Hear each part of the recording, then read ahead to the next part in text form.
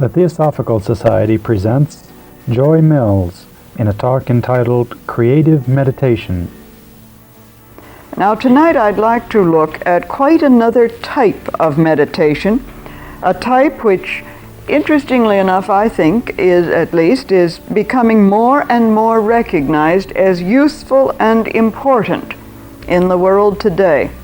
Perhaps it is rather typical of what has come to be called, and probably overcalled, this Aquarian age. Everybody is talking about the forms and techniques of a new period in consciousness, a new advance in consciousness.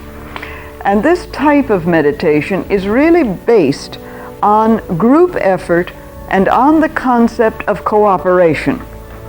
And so this is what we might term, or what I've chosen to term, and what some writers have termed, creative meditation.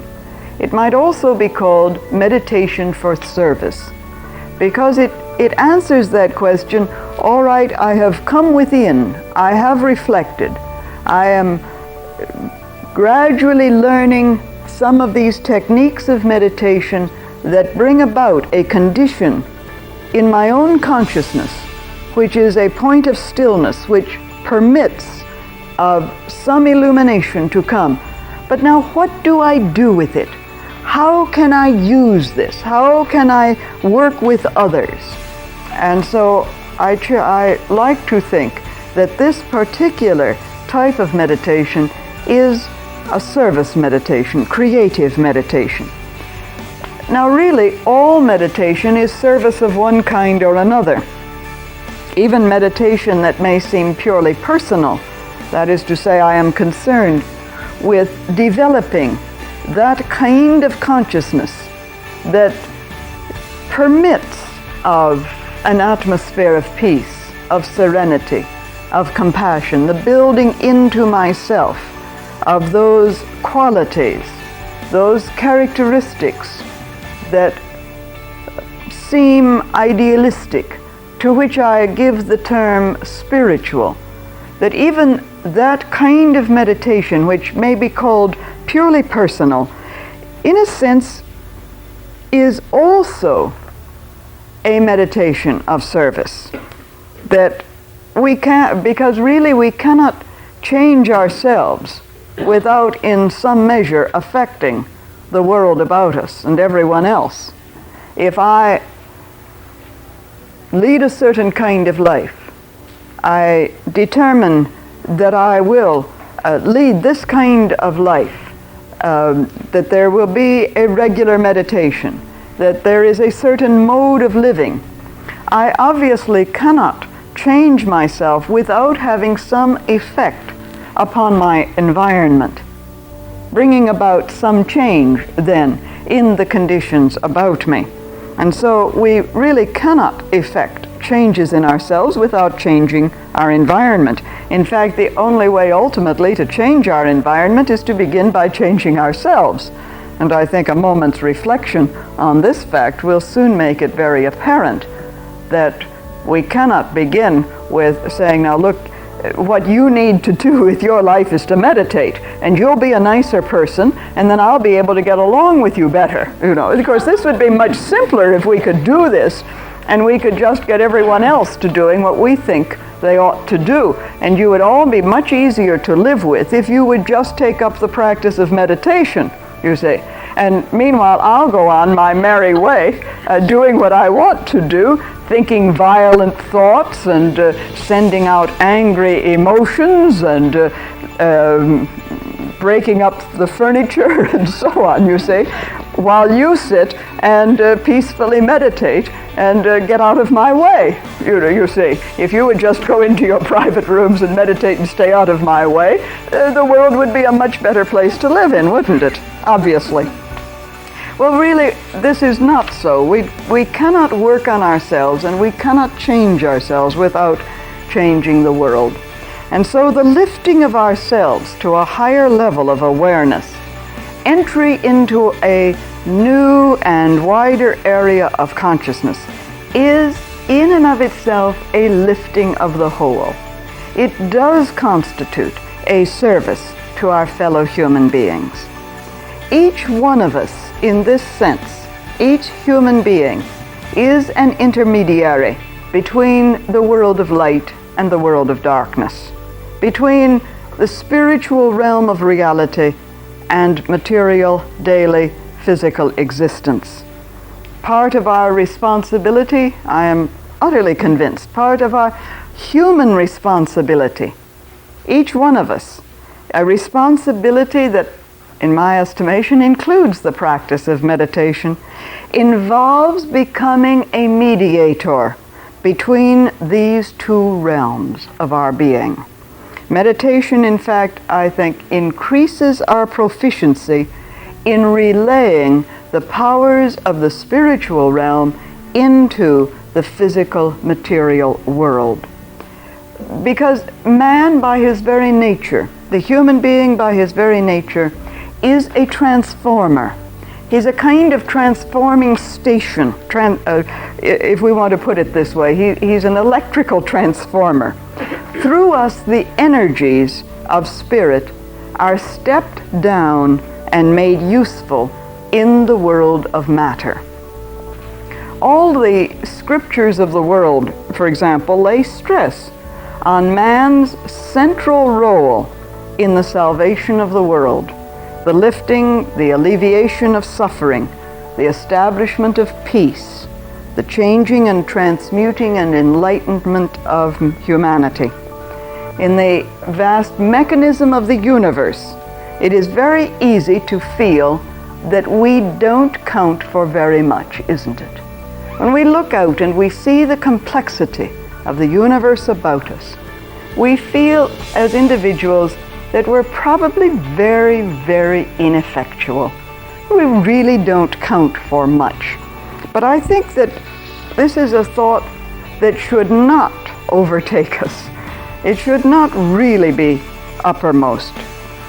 Because what we think, what we do, how we feel, does have an effect upon, an influence upon the whole world about us.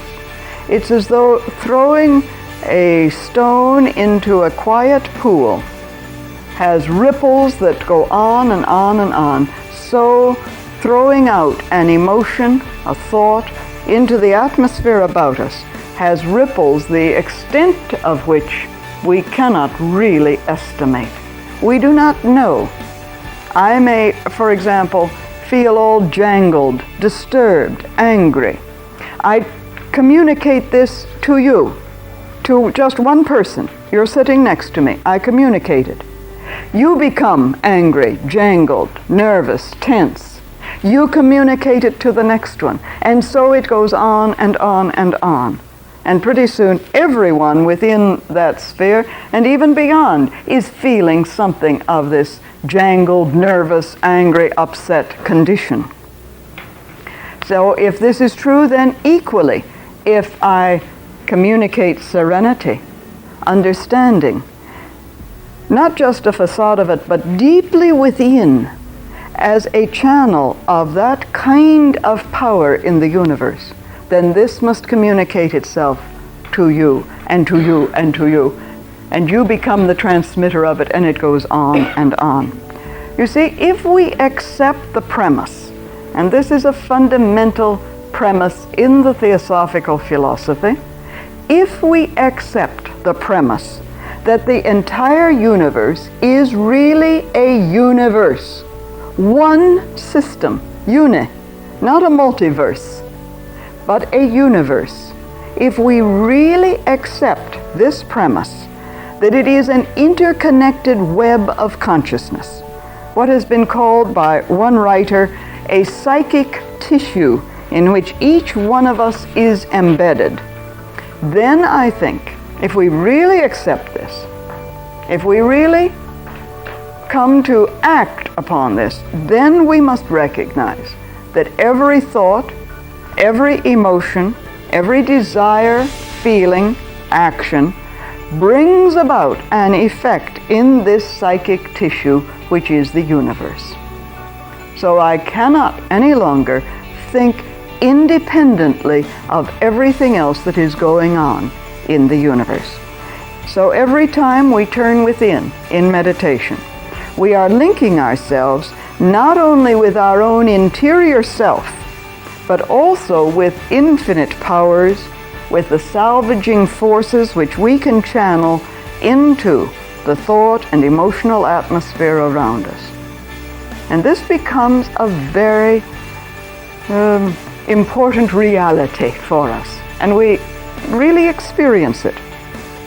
Now, beyond this, however, and this still is talking of this area of individual meditation, as it were, but in which there is always this effect. It becomes creative in that sense.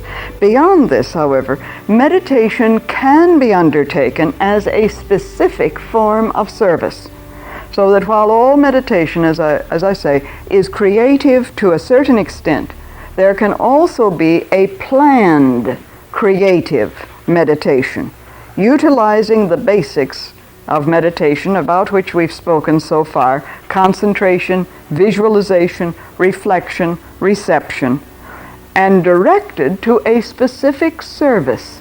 Creative in that sense that it is directed to a specific service. It is always, of course, an impersonal objective, and we'll talk more about this in just a moment. Perhaps the two major types of service meditation, creative meditation along these lines, are, of course, meditation, group meditations for peace and group meditation for healing. These are probably the best known, and within these there are many, many kinds and techniques of meditation. Now, a fundamental principle which we must recognize as we consider this form of meditation is, of course, the power of thought. I've just been speaking about the whole thought atmosphere in which we are embedded, but beyond that, we have to recognize that thought is an actual potency. It is a power. The power of thought is a reality, is an actuality. And of course, the idea that thought is a tangible potency which creates, has influence, affects others, is a concept that's more and more acceptable in the world today, you know. For example, in recent years there have been numerous examples, numerous demonstrations and experiments concerning the influence of thought on plants. Many of you may have read of these or seen them, tried them out for yourself. The plant that is loved and the plant that is watered and given everything but is just ignored, is not loved. There have been numerous experiments along this line dealing with the influence of thought on plants. Now, we don't have to experiment with human beings to know what thought and love and caring can do. Certainly there are evidences of this also, all too tragic evidences of the lack of this in some cases. And the psychological annals are full of case histories of children whose neglect has led to the fact that they are no longer really acting as human beings. But we won't go into that. But here is the influence of thought. So the idea that upon our right thinking and the creative uses to which we put thought depends both what we make of ourselves and the world around us is not really such a strange idea as it might once have been. And perhaps the effects of thought, of course, are not always seen or at least noticed as clearly as the effects of our more tangible feelings. If I feel, just in a state of feeling, if I feel anger, for example, and you may be more aware of it than if I am sitting thinking in a meditative state on brotherhood. And you say, well, you know, the Theosophical Society is filled with members who have been thinking brotherhood for nearly 100 years and it hasn't come about in the world as yet, so obviously it's all a failure. You haven't been able to do very much. Perhaps we're looking for the wrong results. At least there is a greater awareness in the world than 100 years ago. Whether this is due to the Theosophical society? I don't know. We aren't sitting around patting ourselves on the back. We're continuing to do our job of thinking and acting, we hope, and trying to realize this ideal. So we have, because it isn't quite as visible, because it's a little more difficult to see the effects of thought, we have yet to develop, I think, a complete sense of responsibility for our thinking. This is not to say, of course, that thought is not as powerful an energy as emotion, but we haven't recognized it. And we perhaps feel, well, I can get away with thinking something. You know, it's as though we can sort of cheat on life. Well, we can't cheat anywhere down the line. You say, I can say to you, oh, how lovely to see you. And all the time in my mind is going on, I wish to heaven you'd get out of my way, you're disturbing me.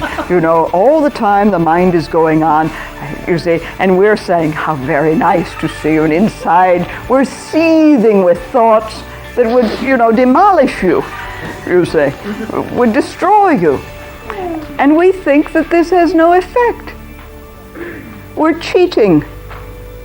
This is what I call cheating life, because we can't do this. We are responsible for the thoughts that are there. And the thoughts must come. We talked about exercises in alignment early on, you remember, and examined this whole thing of this interior alignment where the mind is going off in one direction and the emotions in another, and the physical actions in yet another. So it does follow that to think creatively on that which is needed in ourselves, in others, and in the world will build that ideal, that quality, and strengthen it from within. Thought, in other words, thought rightly used, can recreate both ourselves and our surroundings. I've always loved the admonition in the epistle of St. Paul, the letter of St. Paul to the Romans, and it's one we might well bear in mind. Be ye transformed by the renewing of your mind. Because this is the whole key to the transformation process. Be ye transformed by the renewing of your mind. Now, the renewal of the mind is a creative process. The very process of renewal is a process of transformation, which is a creative process. And by that renewal, it's as though one opened the doors of the mind and let a fresh wind blow through and cleared out all the cobwebs of prejudice and desire and emotionalism and so on. And there was a fresh wind there, the wind of the Spirit blowing through consciousness. And out of that renewal, a transformation takes place, which enables us to transform the world.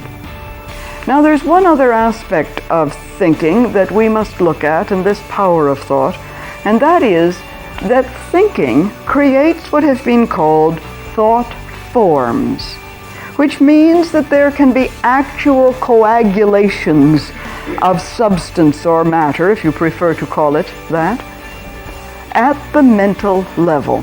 Actual coagulations of energy, which take on, therefore, a certain form. There have been books written by this, on this, and there is a book, in fact, in our Quest book series. And as you know, I never lose an opportunity to mention a Quest book if I can help it. And the bookstore is open this evening. There is a book on thought forms, which depicts some of the forms seen by clairvoyants in connection with various strong thoughts. Now, these thought forms are, as I say, coagulations, condensations of mental matter, thought matter, which are imbued with a certain energy and even a life force. And where a group may be thinking together on a particular subject, or may be caught up in some thought pattern, a mass thought form can be created. It can become widely influential, and as I say, clairvoyants have described such thought forms. So it may be suggested that the objective of creative meditation is to build the thought forms in the world that are needed, that can be influential in helping other people come into an atmosphere which will induce in them that kind of thought which will be beneficial and helpful. And so it can contribute to the strength and influence of spiritual qualities in this way, and can also create a channel through which those qualities can come into actualization in the world. Actually, we do not really initiate the thought forms that we work with, because if we are dealing with such matters as peace, healing, enlightenment, we must know that these already exist, and our meditation is aimed at strengthening and clarifying them in the mental realm, bringing them, as it were, from the archetypal realm of reality into manifestation at the mental level and spreading out, so that it is as though participating as we do in this whole psychic tissue, we help to build into that tissue the realization of those qualities which exist at even subtler levels, the subtler levels of reality of the spirit, so that there they can be more influential in the lives of men and can be turned, as it were, into a greater facility. In one sense, our meditation is creative because our work is to transform the universal pool of thought which encompasses us all and in which we are all participating. Transform it into that kind of thought atmosphere that everyone is in, as it were, that enables each one to receive his own enlightenment. Now, for creative meditation, the same initial procedure as for other forms of meditation can be used to orient and dedicate ourselves to the work at hand. Let us suppose, for example, that as a group we are going to meditate on peace, and we will have a meditation at the end on this subject, but let's talk about it first. Initially, we focus our energies as a group, and then meditate reflectively on the quality of peace. Each individual in the group may pursue his own particular mode of thinking on this subject of peace, gathering his own understanding of peace, as it were, formulating ideas on it, building a clear picture of it, what it means, its potentialities. Then out of this there emerges a group thought form to which each one present has brought his unique contribution, colored it in some way, shaped it in some way. The next step is to meditate receptively, to let go, to permit something else, as it were, from another source, to stop deliberate mental activity in order that, as a chalice, it opens out to receive a new understanding, a new insight, a new illumination, a new spiritual understanding from a higher or deeper level of our being. From that point, then, we move on to meditating creatively, which means that we now direct thought once again, aided by the impressions received during the receptive period, to build a deeper or a richer concept of peace. We can, for example, at this point, visualize peace changing conditions in the world. We can see it as transmuting energy. The energy that has gone into violence is now transmuted into energy that builds for peace. In this way, we can, as it were, feed the thought reservoir of peace. And from this point, we invoke peace, we open the reservoir to let it flow out over the world. Now, to spell out meditation in this way may seem to make it a long, laborious process, and rather dull and rather boring. But actually, once a group has the habit of this, has been perhaps meeting together for some time, and each individual in it has this habit, as it were, then each stage can be covered very, very quickly and in a relatively short period of time, because there comes about a natural movement. Perhaps the leader needs to say only one word or two words for this movement to flow along in a natural way. There are two further points that we should touch upon in this kind of meditation for service, the creative meditation, before we try this particular meditation tonight, and then open it for your discussion and questions and ideas and thoughts and so on it. First of all, the group may be physically present and may meet together at the same time and same place over an extended period of time. There are peace groups, there are healing groups that do this, that meet together every week, for example, at the same time, in the same place, the same people, so that there comes to be a real group atmosphere, and the group thought form is very easily and very quickly created. There's very little time necessary then in what may be called the preliminary stages of entering into the meditation. Or the group may be composed of individuals who link up consciously all over the world or all over a country at a certain time.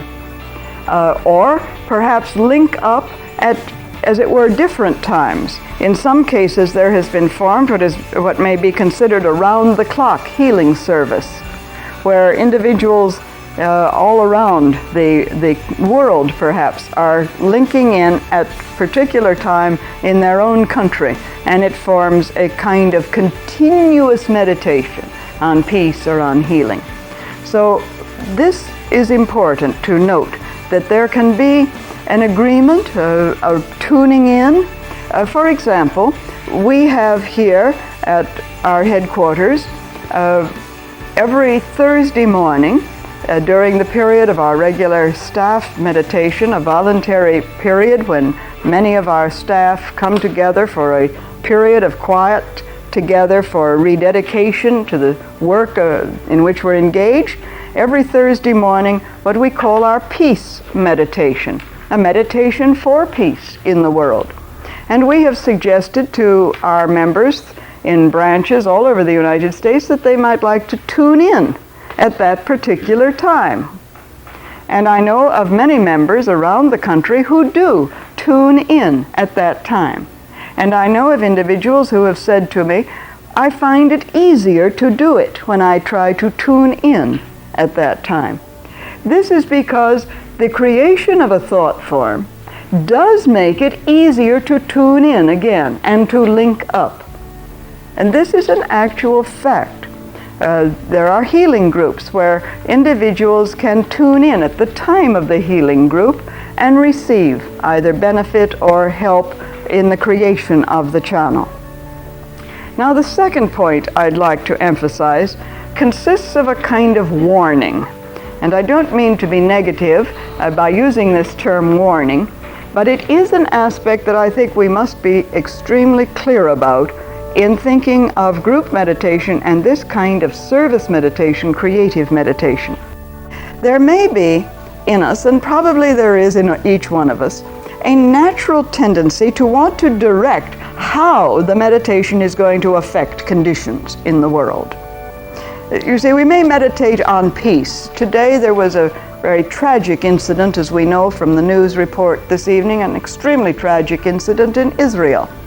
And we may feel, well, we've got to meditate for peace, and all of our meditation is on maybe the Arabs going home, as it were, getting out of there. So we begin to take sides, and we think we know how the situation ought to be solved. And there's a kind of natural tendency that we want to direct how peace will come about, you see. And perhaps it'd be easier to have peace in the world if Russia would disappear, you see, or if China would disappear, or if, some of these things would just go away, if Nixon would resign, or this or that would happen, you see. We meditate with a kind of preconceived idea of how things ought to work out. And in a healing service, this is one of the factors that we must be very careful about, because again, there may be a natural desire to see that the thought generated, the healing power generated, brings about an actual physical healing. And we feel this is the only way in which healing can take place. And that unless a person, is up from his hospital bed the next day and running around, that the healing service hasn't been much use, hasn't been much good, as it were. And so there is this tendency to direct how things are going to come out, because we think we know best, as it were. A meditation to support those in positions of leadership in the country may include a kind of effort to influence their decisions, to be sure that legislation is passed that we think ought to be passed, and so on. Now, we really cannot know the depth of a situation. We really cannot know the rightful issue of a particular problem. Healing, for example, may not be the restoration of the physical vehicle. It may be release from an emotional or mental condition. It may be the realization that one can live with a condition, as it were, and helping to send out that healing energy in a way that is utterly, if I can put it this way, both personal and impersonal. It's directed to an individual, but in an impersonal manner that permits what is necessary, because we do not know in what healing may consist at all. Healing may consist in release from a physical vehicle. Healing may consist in living with a physical vehicle that is not completely well, but living in a manner that is harmonious. We don't know how healing should take place. We don't know how peace should be brought about. The true solution, in other words, may be very different from what we think it should be, and events may be part of a long evolutionary pattern about which we know nothing at all. Our task then as meditators is to work with energies, not events, to invoke enlightenment and wisdom, to radiate love and understanding, to maintain calm, and above all, to have absolute confidence in the law. The law will work. And we try to tune in as agents of that law in a very impersonal manner. So from this point of view, one of the greatest contributions that we can make through our meditation is just to stand steady behind the scenes, helping to keep open the channel from the inner realms of light, so that light can flow out upon the world. The thought atmosphere of the world become infused with light. Perhaps in times of crisis, in times of suffering and conflict, there is, of course, apt to be a great deal of emotional turbulence. And the most creative work that we can do in creative meditation for service, is to transform that turbulence into stillness, into serenity, into tranquility. This may be the greatest service. This is taking into ourselves, as it were, the turbulence and sending it out in a quiet, still manner, letting it flow through, but filtering it so that it is quiet now. Well, tonight, therefore, I'd like to suggest that we together engage in a creative meditation for peace. And in order to utilize some of the techniques that we have practiced so far together, visualization, concentration and visualization, I'd like to suggest that we go together to the meditation room in the United Nations building in New York City. Many of you know that in the UN there is a meditation room that was asked for and designed by one of the former Secretary Generals of the UN, Dag Hammarskjöld. It's a place of quiet where delegates can go for a time of silence if they wish. The room does not have anything in it that would depict one religion or another. The only thing in it, the only object in it, is a very large block of iron, which is in the center of the room.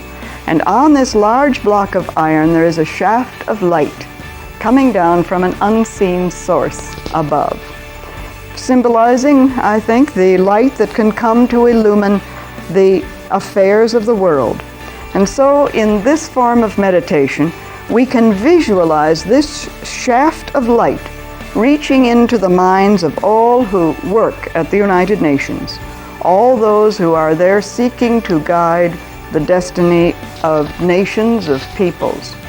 So let us take our position of quiet,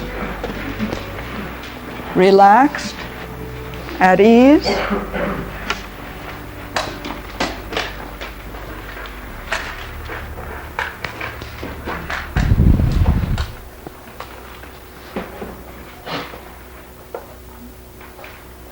And enter the meditation room in thought, standing for a moment in its silence.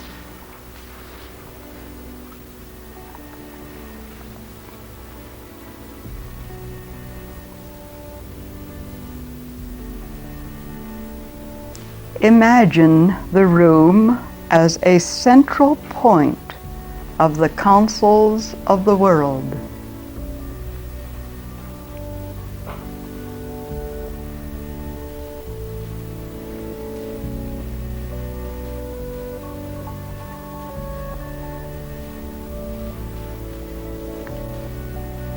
Visualize the room with its symbolic altar in the center, the shaft of light streaming upon it from above.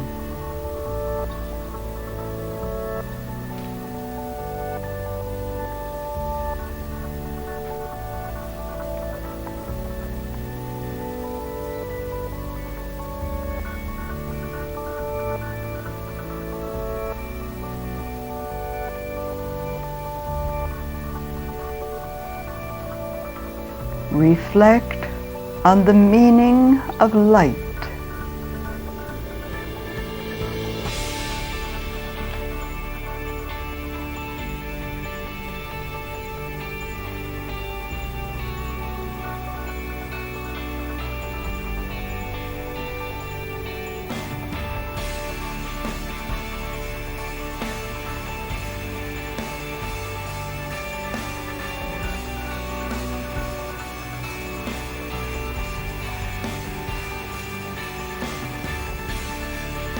Picture light irradiating the minds of all those working in the General Assembly, all those who are in places of responsibility.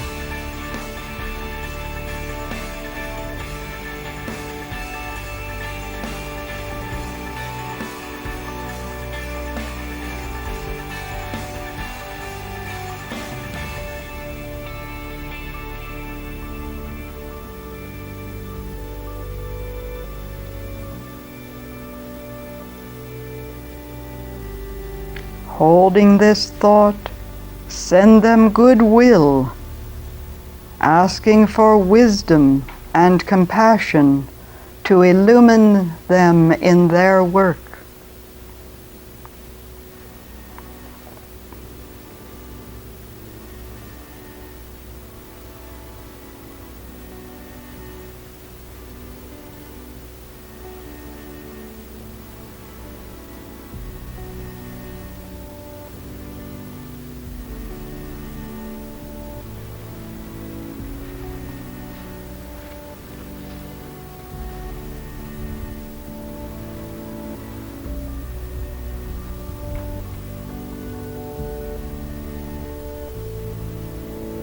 Visualize that light radiating out from the room to all countries, all peoples, all places of conflict, crisis, suffering, or need.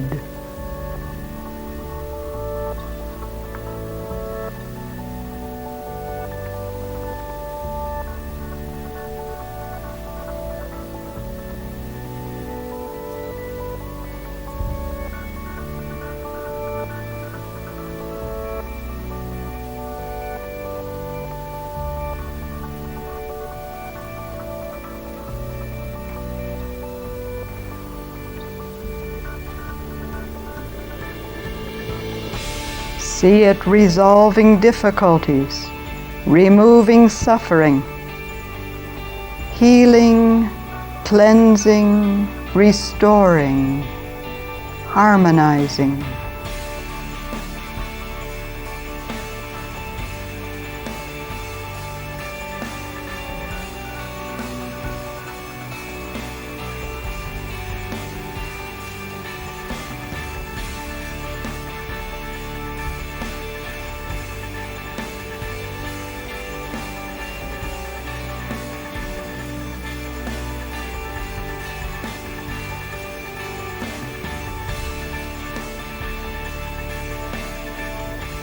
May the forces of light bring illumination to mankind.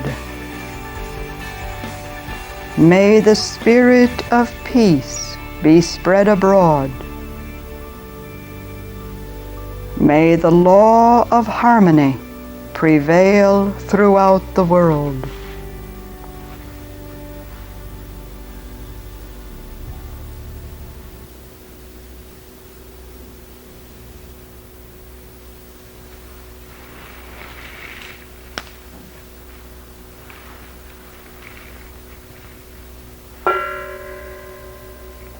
Thank you.